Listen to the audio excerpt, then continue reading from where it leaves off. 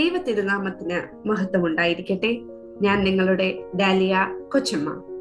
എല്ലാവരും സുഖമായിരിക്കുന്നു എന്ന് പ്രതീക്ഷിക്കുന്നു. ഈ വരുന്ന ക്ലാസ്സുകളെല്ലാം എല്ലാവർക്കും നന്നായിട്ട് തന്നെ ഫോളോ ചെയ്യാൻ പറ്റുന്നു എന്നും വിശ്വസിക്കുന്നു.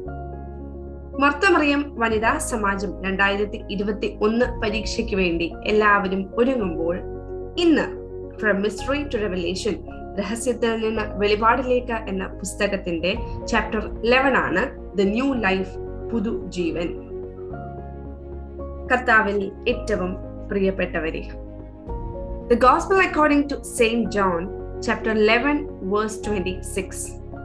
And everyone who lives and believes in me shall never die. Do you believe this? ജീവിച്ചിരുന്ന് എന്നിൽ വിശ്വസിക്കുന്നവൻ ആരും ഒരു നാളും മരിക്കുകയില്ല. ഇത് നീ വിശ്വസിക്കുന്നുവോ? ഈ ഒരു ചോദ്യം ക്രിസ്തു നമ്മളോട് ഓരോരുത്തരോടും ആണ് ചോദിക്കുന്നത്. ജീവിതത്തിൽ എപ്പോഴെങ്കിലും ഒക്കെ ഒരിക്കലെങ്കിലും നമ്മൾ നമ്മുടെയൊക്കെ മരണത്തെ പറ്റി ഒന്ന് ചിന്തിച്ചിട്ടുണ്ടായിരിക്കും, അല്ലെ? ഇവിടെയാണ് ക്രിസ്തു നമുക്ക് നൽകുന്നതായിട്ടുള്ള വലിയ പ്രത്യാശ. എന്താണ്? മരിച്ചവരുടെ പുനരുത്ഥാനം, the resurrection of the dead. All the dead will one day rise എന്നുള്ളതായിട്ടുള്ള വലിയ ഒരു പ്രത്യാശ, ഒരു വാഗ്ദാനം. ഈ ഒരു പ്രതീക്ഷ നമുക്ക് നൽകുന്നതായിട്ടുള്ള ഒരു അടയാളമാണ് 7ാമത്തെ അടയാളം, the 7th sign, rising of Lazarus എന്ന് പറയുന്നത്. ഇന്നത്തെ നമ്മുടെ പഠനഭാഗം എന്ന് പറയുന്നത് യോഹന്നാന്റെ സുവിശേഷം 11ാം അധ്യായമാണ്. Chapter which describes the Lord's authority over life and death. ക്രിസ്തുവിന് ജീവന്റെയും മരണത്തിന്റെയും മുകളിലുള്ള അധികാരത്തെ പറ്റി പ്രതിപാദിച്ചിരിക്കുന്ന ഒരു ചാപ്റ്ററാണ് 11ാം അധ്യായം എന്ന് പറയുന്നത്. ഈ ഒരു അധ്യായത്തിന് 2 പ്രത്യേകതകളാണ്. ഒന്ന്, നമ്മുടെ 7ാമത്തെ അടയാളം, ലാസറിനെ ഉയർപ്പിക്കുന്നതായിട്ടുള്ള അടയാളം ഈ ഭാഗത്താണ്. രണ്ടാമതായിട്ട് I am the resurrection and the life എന്നുള്ള 5th ഐ ആം സ്റ്റേറ്റ്മെന്റ്, ഞാനാകുന്നു എന്ന് ക്രിസ്തു പറയുന്നതും ഈ ഒരു ഭാഗത്താണ് നമുക്ക് കാണാൻ സാധിക്കുന്നത്. ഇനി യോഹന്നാനെ സംബന്ധിച്ചിടത്തോളം ഈ അടയാളം എന്ന് പറയുന്നത് the greatest and the last revelation of Lord എന്ന് പറയാൻ സാധിക്കും. യോഹന്നാന്റെ സുവിശേഷത്തിന് ഒരു പ്രത്യേകതയുണ്ട്. എങ്ങനെയാ? ഒരു പർവ്വതം കയറുന്നത് പോലെയാണ്. ഓരോ അധ്യായം കഴിഞ്ഞ് അടുത്ത അധ്യായത്തിലേക്ക് എത്തുമ്പം നമ്മൾ അല്പം കൂടി ഉയരത്തിലായിരിക്കുന്നു എന്നുള്ള, അല്ലെങ്കിൽ അല്പം കൂടി ആഴമായ ചിന്തകൾ അടങ്ങിയിരിക്കുന്നു എന്ന് നമുക്ക് തോന്നും.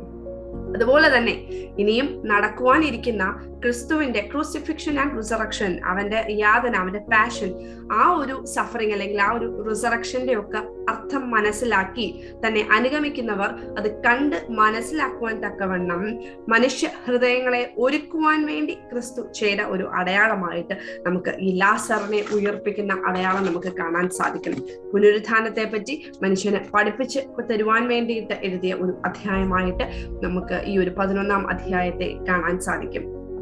പ്രത്യേകമായിട്ട് ഈ ഒരു ഭാഗത്തെ, ലാസറിനെ ഉയർപ്പിച്ചതായിട്ടുള്ള ഈ ഒരു സംഭവത്തെ ഒരു സ്റ്റോറി പോലെ അല്ലെങ്കിൽ ഒരു സ്ക്രീൻ പ്ലേ പോലെ നമ്മളൊന്ന് നോക്കുകയാണെന്നുണ്ടെങ്കിൽ 4 സീനുകളായിട്ട് നമുക്കതിനെ തിരിക്കാം. ആദ്യത്തെ സീൻ എന്ന് പറയുന്നത് ദ ഡെത്ത് ഓഫ് ലാസറസ്. പക്ഷേ it is all the conversation between Christ and his disciples. ക്രിസ്തുവും അവന്റെ ശിഷ്യന്മാരും തമ്മിലുള്ള കുറെ കോൺവെർസേഷൻ ആണ് നമുക്ക് ആദ്യത്തെ ഭാഗത്ത് കാണാൻ സാധിക്കുന്നത്. ഇനി രണ്ടാമത്തെ ഭാഗം, Jesus meets Martha and Mary. മാർത്തയെയും മറിയയെയും ക്രിസ്തു കാണുന്നതും അവരുമായിട്ടുള്ള കോൺവെർസേഷനുമാണ് രണ്ടാമത്തെ സീൻ എന്ന് പറയുന്നത്. ഇനി 3ാമത്തെ സീനിൽ അടയാളം തന്നെയാണ്. എന്താണ്? Lazarus is raised. ലാസറിനെ ഉയർപ്പിക്കുന്നതായിട്ടുള്ള അടയാളത്തെ പറ്റി പ്രതിപാദിക്കുന്ന ഭാഗമാണ്, അല്ലെങ്കിൽ കാണുന്ന ഭാഗമാണ് 3rd സീൻ എന്ന് പറയുന്നത്.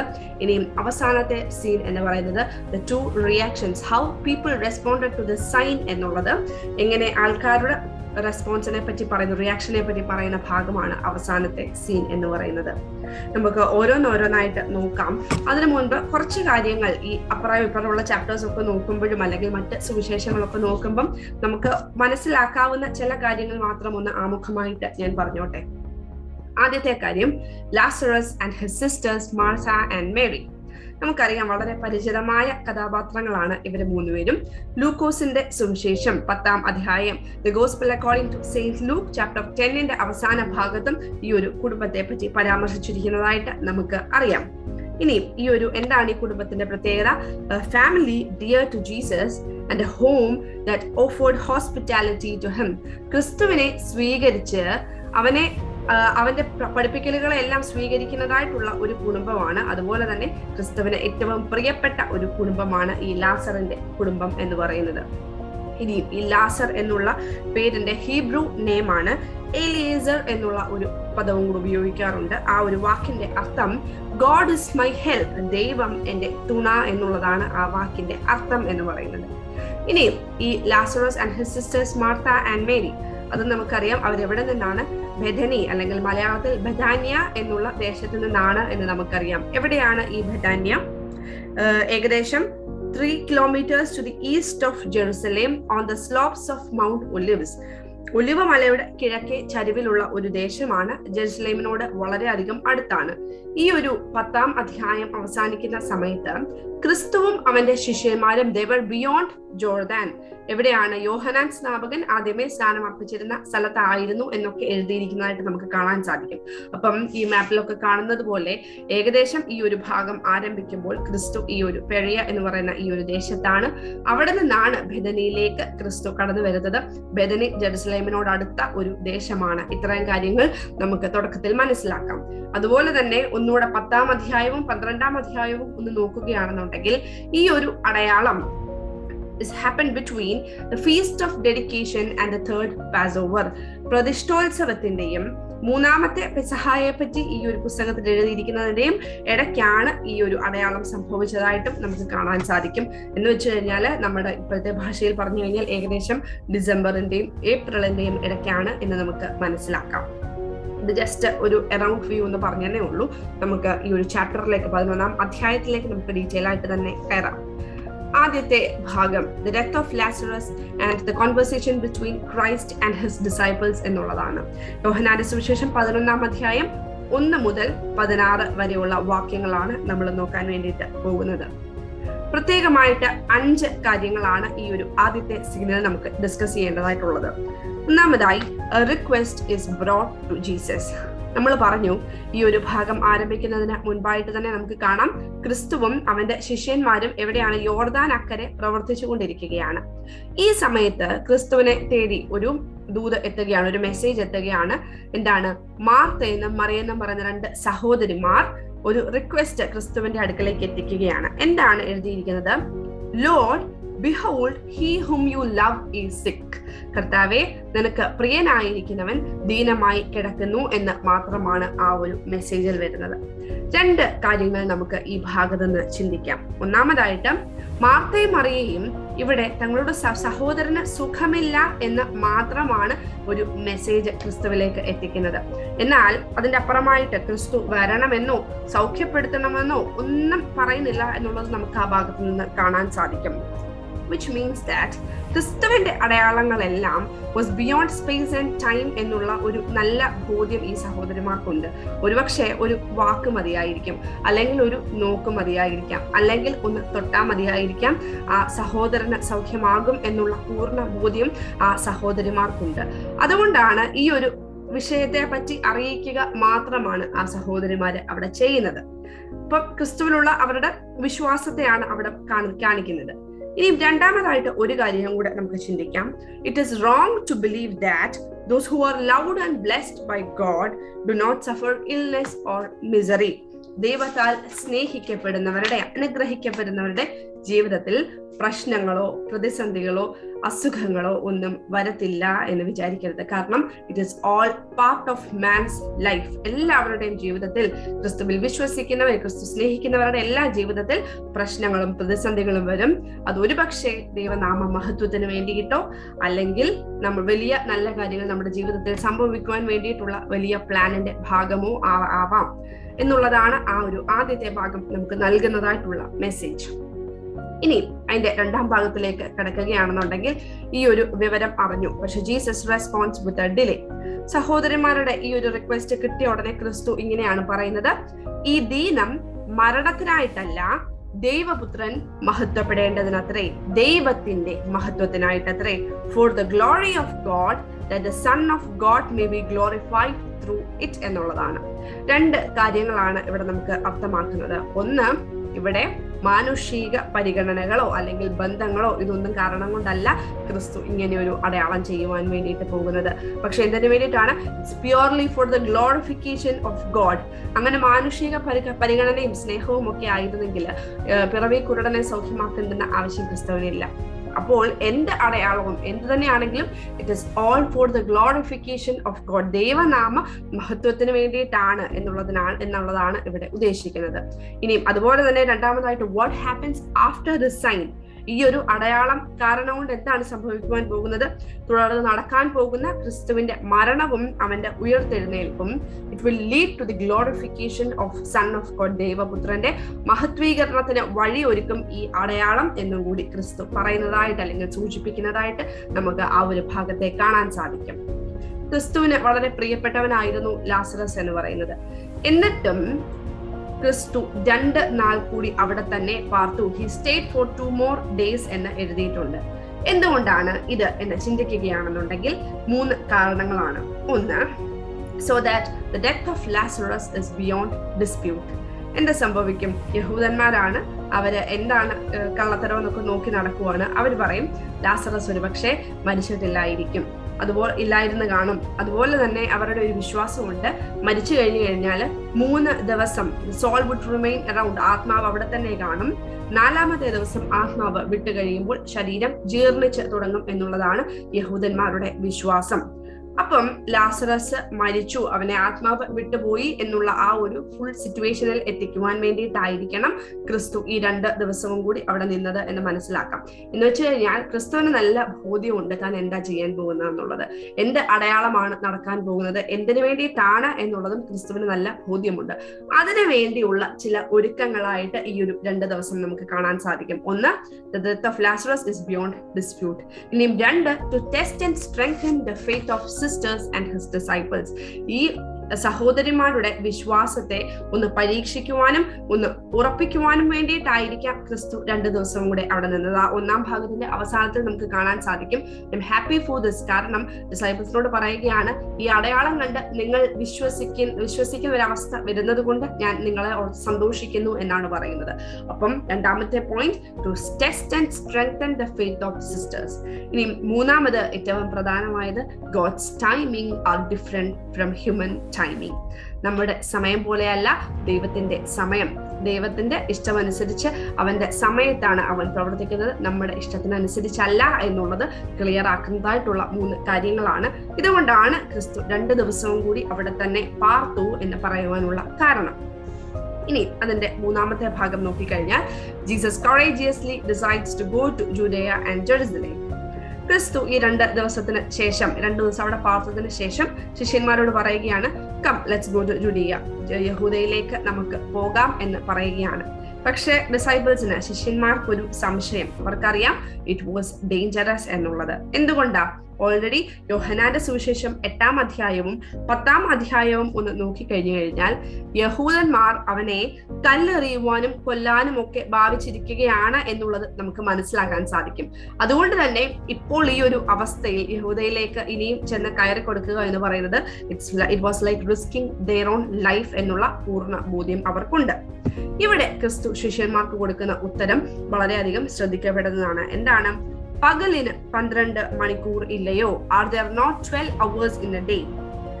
പകൽ സമയത്ത് നടക്കുന്നവൻ ഈ ലോകത്തിന്റെ വെളിച്ചം കാണുന്നത് കൊണ്ട് ഇടറുന്നില്ല. If any man walks in the day he stumbles not എന്നുള്ളതാണ് പറയുന്നത്. രാത്രിയിൽ നടക്കുന്നവനോ അവന് വെളിച്ചമില്ലായ്ക കൊണ്ട് ഇടറുന്നു എന്നുള്ളതാണ് പറയുന്നത്. ഇവിടെ ക്രിസ്തു ഉപയോഗിക്കുന്നത് ഒരു ഫിഗറേറ്റീവ് ലാംഗ്വേജ് ആണ്. 2 കാര്യങ്ങൾ നമുക്ക് അതിൽ നിന്ന് മനസ്സിലാക്കാം. ഒന്നാമതായിട്ട്, work when the light is here. തന്റെ നാഴിക ആയി കഴിഞ്ഞു കഴിഞ്ഞാൽ nobody can work the will of God. ദൈവേഷ്ടം പ്രവർത്തിക്കുവാൻ ആർക്കും സാധിക്കുകയില്ല. ഇവിടെ ക്രിസ്തു ഉദ്ദേശിക്കുന്നത് പകൽ സമയം അല്ലെങ്കിൽ വെളിച്ചം ഉള്ളപ്പോൾ എന്ന് പറയുന്നത് ക്രിസ്തുവിന്റെ ആ ഒരു പാഷൻ അല്ലെങ്കിൽ സഫറിംഗിലേക്ക് കയറുന്നതിന് മുൻപുള്ള അവസ്ഥ, അവന് പ്രവർത്തിക്കുവാനുള്ള ഈ ഒരു അവസ്ഥയിൽ ദൈവേഷ്ടം പ്രവർത്തിക്കുക.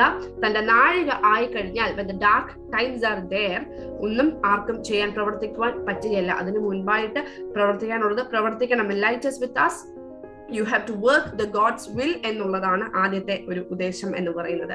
ഇനി രണ്ടാമതായിട്ട് ക്രിസ്തുവിനെ അനുഗമിക്കുന്ന എല്ലാവർക്കും നൽകുന്ന ഒരു മെസ്സേജ് ആയിട്ട് നമുക്ക് ചിന്തിക്കാം. When the light Christ itself is with us, there is no need of fear or stumble.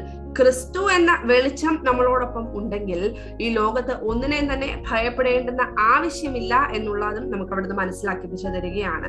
എന്നാൽ നമ്മൾ നമ്മുടെ തന്നെ എബിലിറ്റീസിലും മിടുക്കിലും ഒക്കെയാണ് നമ്മൾ ആശ്രയിക്കുന്നതെങ്കിൽ അവിടെ പരാജയം സുനിശ്ചിതമായിരിക്കും.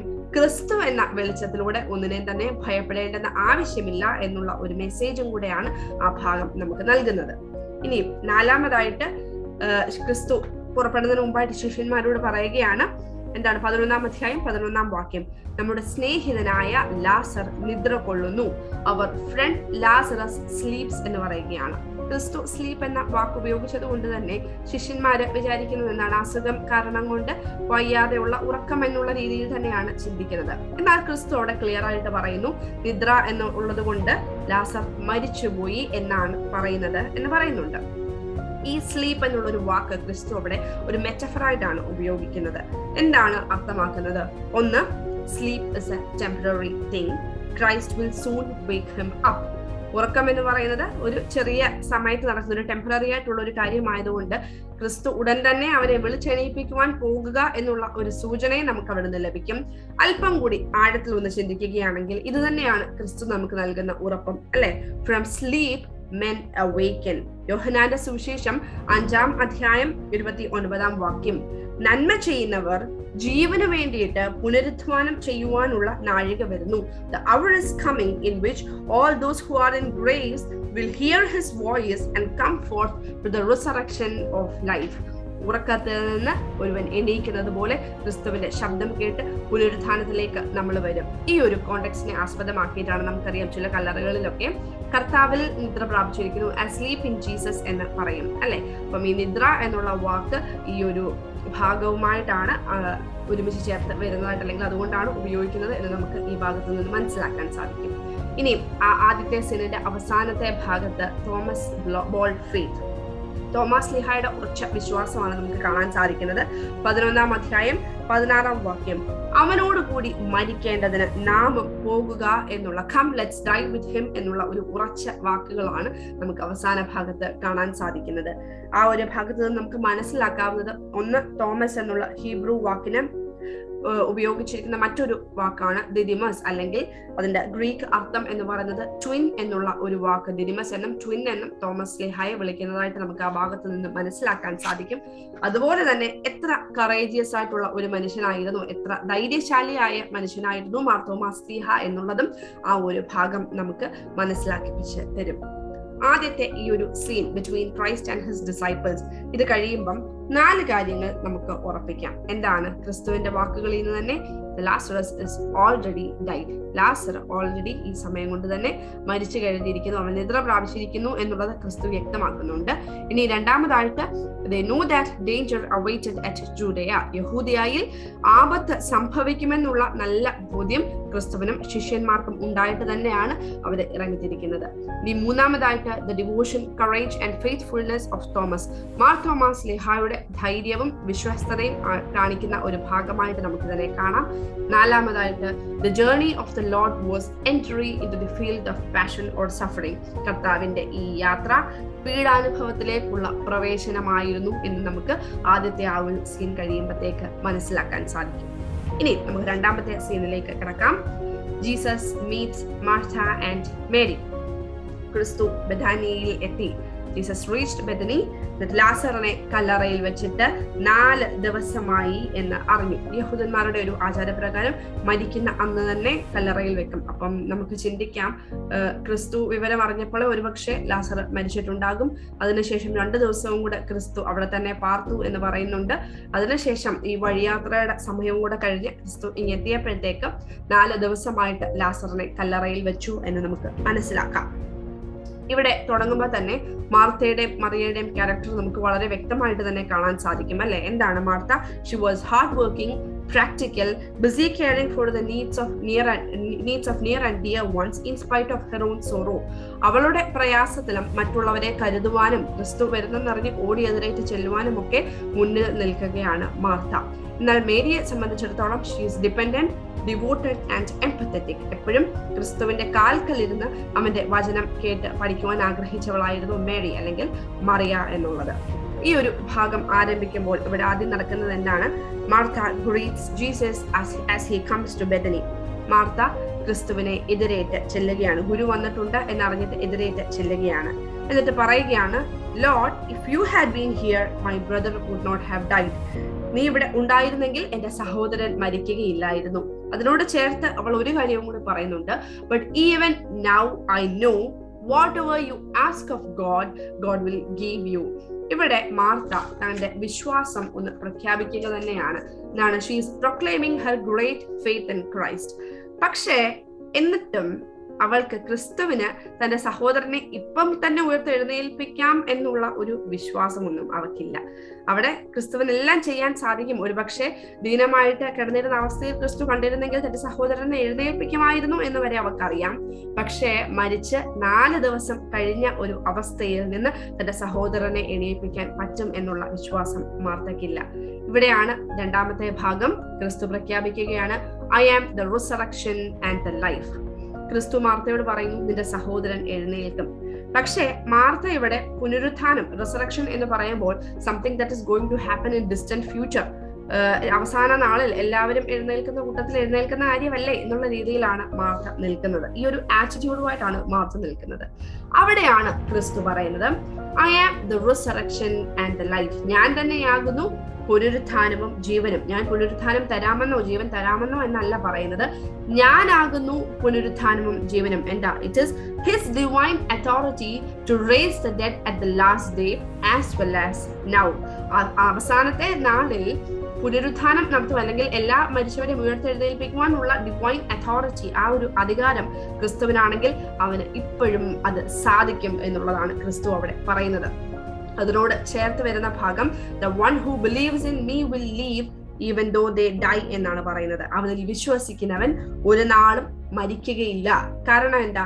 Death is a birth into eternity. നിത്യതയിലേക്കുള്ള ജനനമാണ് മരണം എന്നുള്ളത്. അതുകൊണ്ടാണ് വിശ്വാസികളായ നാം മരിക്കുമ്പോൾ മൗനത്തിലേക്കല്ല നമ്മൾ പ്രവേശിക്കുന്നത്. We are not entering into silence. പക്ഷേ വലിയ ജീവനിലേക്കാണ് നമ്മൾ കടക്കുന്നത് എന്നുള്ള ഒരു ബോധ്യം നമുക്ക് എപ്പോഴും ഉണ്ടായിരിക്കണം. ഇനി ആ ഒരു ഭാഗത്തിന്റെ അവസാന ഭാഗം നോക്കിക്കഴിഞ്ഞു കഴിഞ്ഞാൽ തുടർന്ന് മറിയയും ക്രിസ്തുവിന്റെ അടുക്കലേക്ക് വരുന്നു. മാർത്ത പറഞ്ഞതുപോലെ, ഗുരുവേ, നീ ഇവിടെ ഉണ്ടായിരുന്നെങ്കിൽ എന്റെ സഹോദരന് മരിക്കുകയില്ലായിരുന്നു എന്നൊക്കെ മറിയയും പറയുന്നതായിട്ട് കാണാൻ സാധിക്കും. തുടർന്ന് ക്രിസ്തു കല്ലറയുടെ അടുക്കലേക്ക് ചെല്ലുമ്പോൾ അവന്റെ ഉള്ള് കലങ്ങി എന്നത്, he groaned in the spirit and was troubled എന്നും, തുടർന്ന് അതിനുശേഷം ക്രിസ്തു കണ്ണീർ വാർത്തു എന്നും നമുക്ക് കാണാൻ സാധിക്കും, അല്ലെ? എന്തുകൊണ്ടാണ് ക്രിസ്തു കണ്ണീർ വാർത്തത് അല്ലെങ്കിൽ ഉള്ള് നൊന്ത് കരഞ്ഞു എന്ന് പറയുന്നത്? ഒന്ന്, തന്റെ കാൽക്കൽ ഇരുന്ന് തന്റെ പാഠങ്ങൾ പഠിച്ചിട്ടും ഏറ്റവും പ്രിയപ്പെട്ടവരായിരുന്നിട്ടും ആ സഹോദരിമാരുടെ വിശ്വാസക്കുറവ്. The sisters who loved and studied from Jesus still didn't believe. ഇനിയും രണ്ടാമതായിട്ട് ആശ്വസിപ്പിക്കാൻ എത്തിയവരുടെ ആത്മാർത്ഥത ഇല്ലാത്ത സഹതാപം, ഇൻസിൻസിയർ സിംപതി ഓഫ് മോണേഴ്സ്. ആ ഒരു കാലഘട്ടത്തിൽ എന്തെങ്കിലുമൊക്കെ മരണമൊക്കെ സംഭവിക്കുമ്പം ഈ വാഴയ്ക്ക് എടുക്കുന്നത് പോലെ കുറെ പേര് കരയുവാൻ വേണ്ടിയിട്ടൊക്കെ വരും യഹൂദന്മാര്. അപ്പം അതിനെപ്പറ്റിയാണ് പറയുന്നത്, ഇത് ഇൻസിൻസിയർ സിംപതി ഓഫ് മോണേഴ്സ്. ഇനി മൂന്നാമതായിട്ട് ഏറ്റവും പ്രധാനമായത്, we are created in the likeness of God, അല്ലെ? ദൈവത്തിന്റെ സ്വരൂപത്തിലും സാദൃശ്യത്തിലും സൃഷ്ടിക്കപ്പെട്ടവനാണ് മനുഷ്യൻ എന്ന് പറയുന്നത്. എന്നിട്ടും സാത്താനുള്ള അടിമത്വം കാരണം നമ്മുടെ ശരീരം മരിച്ച് ജീർണിച്ചു പോകുന്ന അവസ്ഥയിലാണ് ഇപ്പം ക്രിസ്തു ആയിരിക്കുന്ന ഈ ഒരു ഹ്യൂമൻ ബോഡി അല്ലെങ്കിൽ ഈ ഒരു ഹ്യൂമൻ നേച്ചറിന്റെ പിറ്റിയബിൾ ഡീക്കേഡ് കണ്ടീഷനെ ഓർത്ത് ആ ഒരു തന്റെ സ്വരൂപത്തിന്റെ അവസ്ഥയോർത്ത്, ജീർണിച്ചു പോകുന്ന അവസ്ഥയോർത്ത് ക്രിസ്തു നൊമ്പരപ്പെട്ടു എന്ന് ആ ഭാഗത്ത് നമുക്ക് ഏറ്റവും പ്രധാനമായിട്ട് ചിന്തിക്കാൻ സാധിക്കും. ഇനിയും അവസാനമായിട്ട് ക്രിസ്തു കണ്ണീർ വാർത്തു. The fully human nature of Jesus, the one who understood human joy and pain. കരയുന്നവരോടൊപ്പം കരയുവാനും ചിരിക്കുന്നവരോടൊപ്പം ചിരിക്കുവാനും ഒരു മനുഷ്യന് സാധിക്കണം എന്നുള്ള വലിയ ഒരു പഠനവും കൂടെയാണ്, ഒരു ടീച്ചിങ്ങും കൂടെയാണ് ക്രിസ്തു ആ ഭാഗത്ത് നിന്ന് നമുക്ക് തരുന്നത്. ക്രിസ്തു കണ്ണീർ വാർത്തു എന്നുള്ളതിന് 4 റീസൺസ് ആണ് നമ്മൾ പറഞ്ഞത്. ഒന്ന്, എന്താണ്? The sisters who loved and studied from Jesus still didn't believe. അവരുടെ വിശ്വാസക്കുറവ്.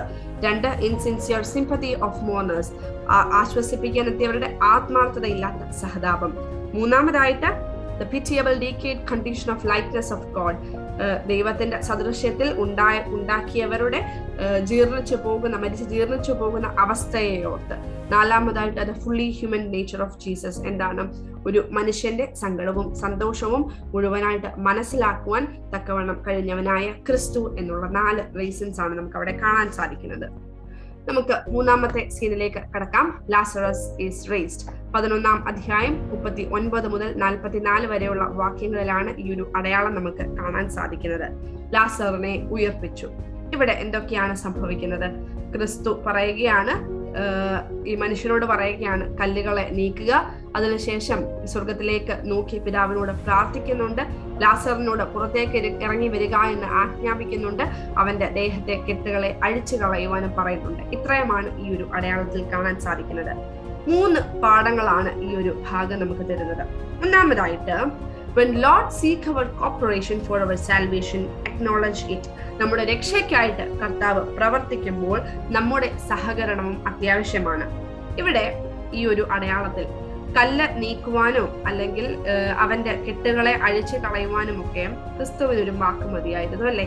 കല്ലിനോട് നീങ്ങിപ്പോ എന്ന് പറഞ്ഞായിരുന്നെങ്കിൽ അത് നീങ്ങിപ്പോയേനെ. എന്നിട്ടും ഇവിടെ ക്രിസ്തു മനുഷ്യരുടെ സഹകരണം ആവശ്യപ്പെടുന്നുണ്ട്.